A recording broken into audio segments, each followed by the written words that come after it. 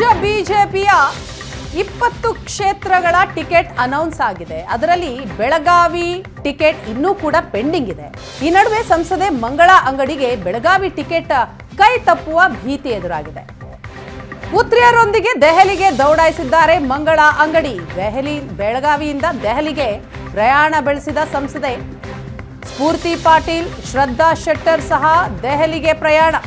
ಕೇಂದ್ರ ನಾಯಕರನ್ನ ಭೇಟಿಯಾಗಿ ಟಿಕೆಟ್ಗೆ ಮನವಿ ಮಾಡುವ ಸಾಧ್ಯತೆ ಇದೆ. ಇನ್ನೊಂದು ಬಾರಿ ಟಿಕೆಟ್ ಕೊಡುವಂತೆ ಸಂಸದೆ ಲಾಭಿ ಮಾಡಲಿದ್ದಾರೆ. ಬೆಳಗಾವಿಗೆ ನಡ್ಡಾ ಭೇಟಿಯ ವೇಳೆಯೂ ಕೂಡ ಟಿಕೆಟ್ಗಾಗಿ ಬೇಡಿಕೆ ಇಟ್ಟಿದ್ರು ಸಂಸದೆ ಮಂಗಳಾ ಅಂಗಡಿ. ಕೊನೆ ಕ್ಷಣದಲ್ಲಿ ಟಿಕೆಟ್ ಪಡೆಯಲು ಈಗ ಕಸರತ್ತನ್ನ ನಡೆಸ್ತಾ ಇದ್ದಾರೆ. ಅಂಗಡಿ ಕುಟುಂಬದ ಪರ ಮಾಜಿ ಸಿಎಂ ಜಗದೀಶ್ ಶೆಟ್ಟರ್ ಕೂಡ ಲಾಭಿ.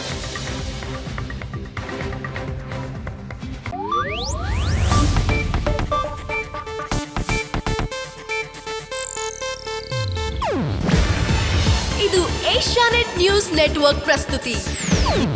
ನೀವು ನೋಡ್ತಿದ್ದೀರಾ ಏಷ್ಯಾನೆಟ್ ಸುವರ್ಣ ನ್ಯೂಸ್.